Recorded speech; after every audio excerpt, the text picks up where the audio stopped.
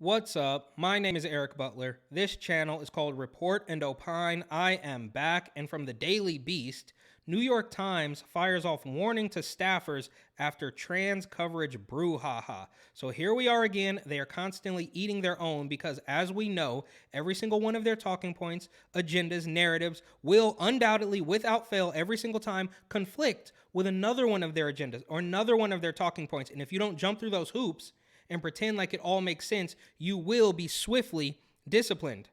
Confider reveals this week that Times brass have hauled the staffers who signed an open letter criticizing the paper into tongue-lashing sessions and sent them with a warning memo. So the staffers who were mad about the Times coverage are now being punished by the Times for getting mad at the coverage. Who knows? This is all absolute nonsense.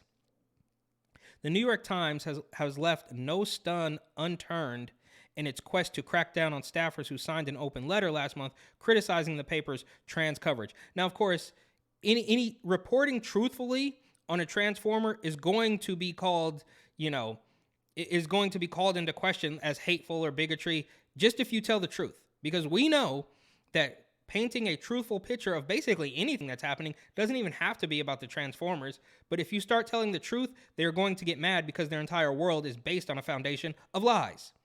After weeks of hauling staffers who signed it into meetings with high-level editors, Carolyn Ryan and Mark Lacey, meetings described to Confider as intimidating, tongue-lashing sessions. Oh, then see, that's another thing they do. They're constantly playing the victim card. They poke the bear a million times. When the bear swipes, their pearls are immediately clutched. Management sent written warnings to around 20 staffers accusing them of conspiring against the paper and endangering their coworkers. Yeah, well, this is also the publication where the staffers were striking because they didn't want to go back to the office. They thought they should just be entitled to write their weirdo propaganda hit pieces from the comfort of their home. Right? Because we were told back in 2020 that the office was too dangerous, and we're not going back on that now. Your colleagues whose work was criticized in the letter, some by name, have carried out their work in a fair-minded, sensitive, and journalistically sound fashion, Ryan and Lacey wrote in the letter sent earlier this month. So they're not only mad at the publication itself for publishing these things, but also at other journalists who, I guess, got a little bit too close to the truth when it came to talking about the Transformer community. According to a copy obtained and reviewed by Confider, they have endured attacks and threats as a result of the letter. Of course, they're always a victim. They're always going to say, oh, there was a threat. There was a threat. My life is in danger. Meanwhile, they don't. I mean, you can, there's a laundry list of stories about people who were literally attacked for wearing a red hat. Remember the art dealer in New York down in Soho who had looked like he had a softball under his eye. It was disgusting. Right? But they don't really want to talk about that. They don't want to talk about the pregnancy centers that get bombed, and Molotov cocktail and spray paint and all that. They don't want to talk about that. But and then they're going to say, well, I felt at risk. It's all about your feelings. It's all about the emotions. And that's how they manipulate people. But moving on. By signing, you have not only amplified that campaign, but endorsed it too. That is harmful to them personally and to our reputation for providing quality independent journalism. No, the New York Times has not provided anything quality in many years, and it's certainly not independent. It is the largest establishment propaganda rag on the planet, arguably, allegedly. The warning memos, which were put on March 9th into each employee's personnel file, came after hundreds of Times staffers and contributors claimed in their open letter that the paper treated gender diversity with an eerily familiar mix of pseudoscience and euphemistic charged language.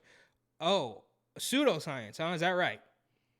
So the people who might, and I didn't read any of the articles, but as we know that if you start getting too close to the truth, then these are the people that are constantly going to tell you to follow the science until it comes down to basic biology. They throw it out the window as quick as it came.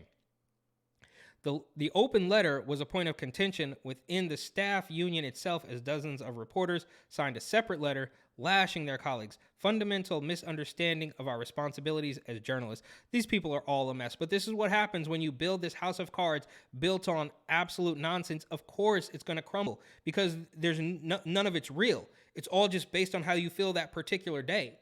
So you can't make an argument. You have no evidence. It's just like, oh, they were mean to me, or they wrote an article. Like, dude, you guys are, how are these? These apparently are adults in New York City.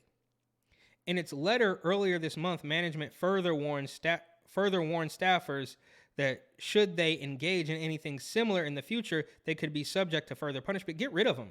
They should do like, I mean, look, the New York Times and CNN are basically the same thing. They need to start from scratch. They have lost all credibility. They need to change the logo. They need to change the colors. It's not worth anything. It's all completely fake. We can see through it. And now you have grown-ups. You have fully grown adults screaming at each other about coverage of a transformer. It's all disgusting. How can we believe you after a weirdo debate like this? You go, oh, we signed an open letter because the editorial board wrote a piece that we didn't like. They have it in their heads that there is literally no other opinion to the one that they hold. It's ridiculous, right? Get out of your bubble. Talk to somebody who might hold a different opinion. I promise you, they're not going to hurt you. If anything, your ilk are far more likely to attack, no matter how feeble they might be, to attack somebody with a difference of opinion. You can ask all these speakers. You can ask Candace, Brandon, Michael Knowles. The list goes on. If you have evidence and you can actually make your argument, they hate that because they want it to all be based on emotion. That's why they shout people down. That's why they squeak pigs. I don't know if anybody remembers the squeaky pig news article from Rebel, I believe, many months ago. It was a long time ago. That's why they just want to shut down the conversation, is because the truth might get through. It might reach another person. Now, I do think, fortunately, at this particular point in time, the truth is reaching, no matter how much censorship they do, no matter what names they call you, the truth is getting through to people. And like they say, if this fight was unwinnable, then their propaganda wouldn't be necessary. But this is ridiculous. Obviously, the Daily Beast is a garbage establishment rag. The New York Times is twice that, right? Because at least the Daily Beast doesn't pretend to be real news. They know that it's, clickbait nonsense. They're not really pretending to be something that they're not. Like the New York Times and CNN will both pretend. They will both tell you straight to your face that this is unbiased news. It's all completely fake. But this is a weird little incestuous media infighting. It's all disgusting, right? And we would be better off if they all just went the way of the dodo bird. The New York Times is no better than Cage Liner. Daily Beast is the same thing. I guess they're not really printing. I don't know if the Daily Beast ever actually printed anything, but that's not what this is about. Same thing with CNN. Start from scratch, right? I mean, you need to be bought out. The colors, the logo, everything needs to be changed because I shouldn't say nobody, because unfortunately there are people that still buy this nonsense, but I'm not one of them. So thank you for watching. Please like, comment, share, and of course, subscribe.